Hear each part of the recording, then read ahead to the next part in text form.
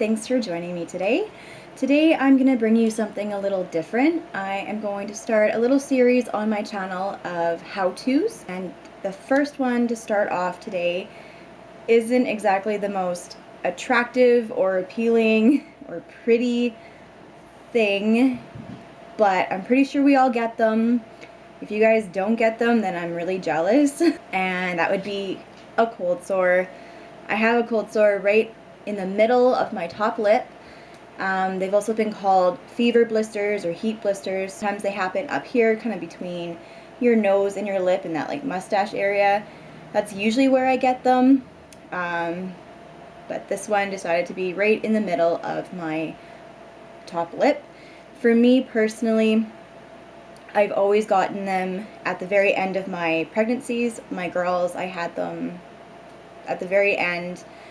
This one's no exception. We're at the very end of the pregnancy, and luckily it hasn't been too bad. It's actually really good today. It's just a little swollen, but it's not as gross as they can get. Let's be real, let's be honest, they get really like scabby and bubbly and really disgusting. So I'm lucky that it's not like that today, but it still needs some help. It still needs to be covered up. So that's what I want to show you guys today, is how I go about covering it up and the different tips and tricks that I use to cover it up and just kind of make myself feel a little bit better that it's not as visible. And hopefully these tips and tricks help for you guys. If you have any other tips or pointers or things that work for you, I would love to hear what they are. Definitely leave them in the comments below, and that would be great. So first off, I don't really use anything on it to help it, to kill it, especially during the pregnancy. I try to just kind of let it go through its course. The only thing I've really been able to understand about the link between pregnancy and a cold sore is the immune system. So basically the baby is gearing up their immune system and it makes the mom's immune system drop. So yeah, I try not to put anything on them when I'm pregnant. Not being pregnant, if I still get one, then whatever, I'll throw it on.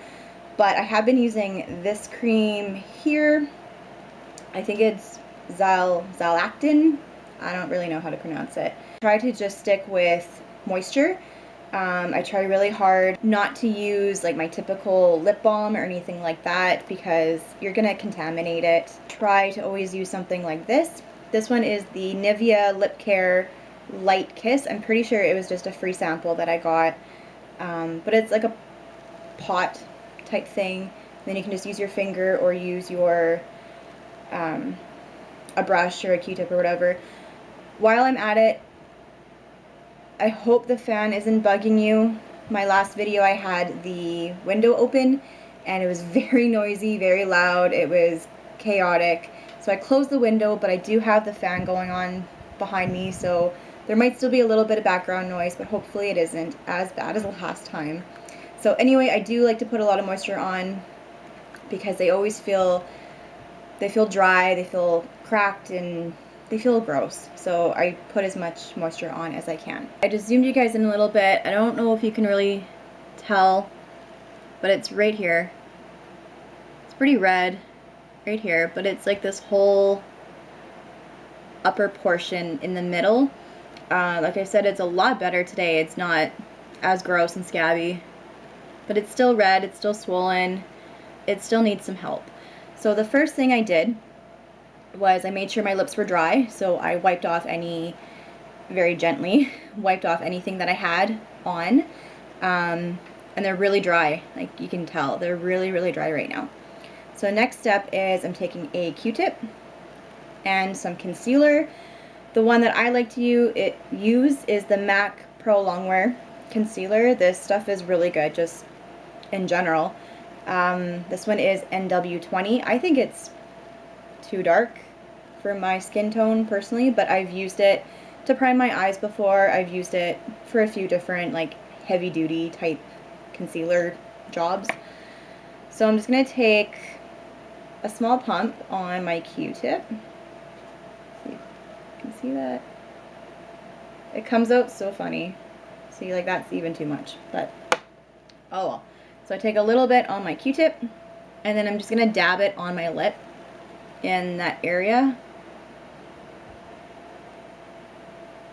Like that. So I'm not muting out my entire lip. You definitely could if you wanted to, but I'm only focusing it on that cold sore area, the area that I need it to be concealed the most.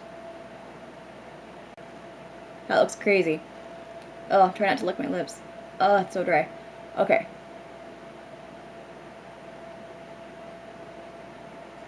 So just like that.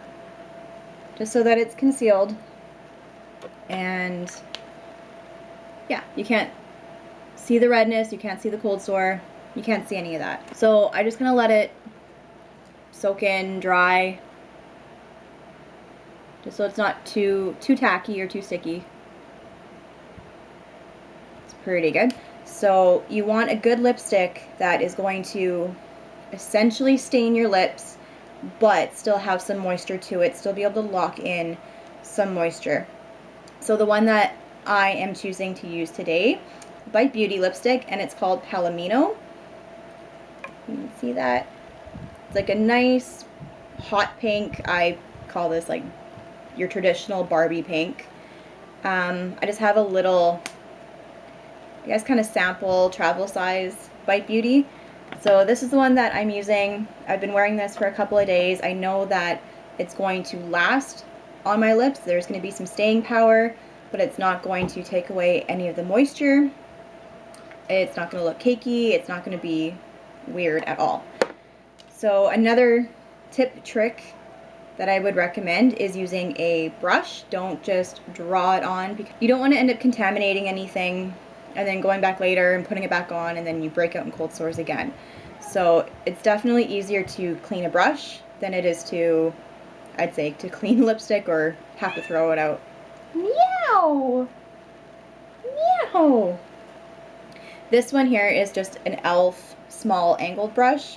I love it. It was really cheap at Target, and I'm gonna meow her back here, and it works really, really, really good. So what I'm gonna do is just coat my brush like that. So first I'm just gonna start by outlining my lip, the bottom,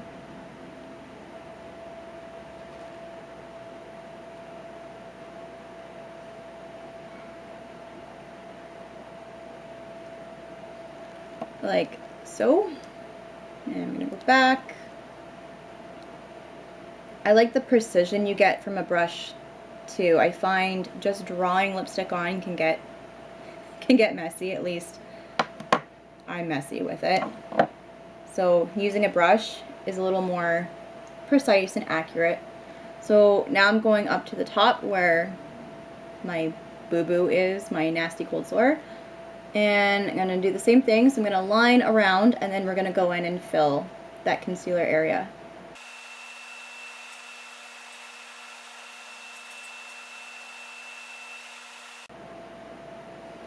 Now, because that looks really crazy, because my lip is a little swollen,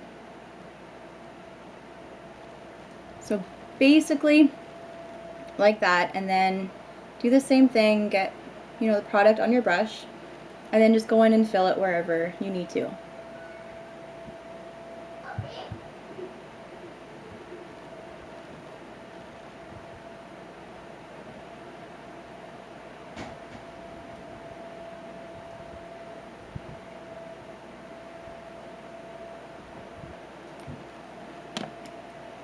Pretty much just like that. Keep going until you feel that everything's covered, everything's equal.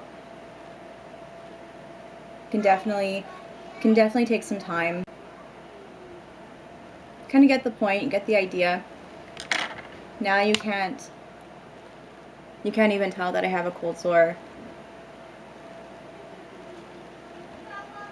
Definitely helped cover it up. Not only is that concealer going to conceal the cold sore and, you know, wipe it out, but it's also going to help lock in your lip color. So I noticed when I wore this lip color the other day with my cold sore, when it was a lot more gross and nasty, that the bottom faded faster than the top. Like I said, the concealer will help hold on to that lip color. So, like I said, it doesn't feel the greatest because it does still feel dry and not the best, but at least it's concealed. If I was just hanging around the house all day, then I wouldn't care and I would throw a bunch of moisture and stuff on it. But going out, you know, I don't want to be rocking a cold sore. I want it to be covered and concealed. That's about it. That's how I conceal a cold sore. Like I said, I do get them up here, and I find it so much harder to conceal them up here. No matter what I do, they get cakey, they get weird. It's so much easier to cover one on the lips because you can put a color over top. Hopefully some of these tips will help. Again, like I said before, if you have any tips of your own, tips or tricks that work for yourself, please let me know. I would love to see what you guys are doing. Definitely have to go wash this brush now because I don't want to forget and just put it back. So thanks for watching this video. If you enjoyed it, please give it a thumbs up. I hope some of these tricks help you. You can definitely subscribe to my channel and follow along with everything that we're doing. I have left all of my social media links down below, so again, you can come hang out with us and see what's going on. I'm excited to bring you some more how-tos in my little series of how-tos. And yeah, I think that's it for now. Hopefully the fan wasn't too annoying. Hopefully it was quieter than the whole traffic issue that we had before. And hopefully my cold sore is gone soon. If you have one right now, hopefully it's gone soon. Maybe cold sores buddies, I guess. We'll go through this together. We'll go through it together. That's what it is. But for now, that's everything. Thanks again for watching, guys. Bye.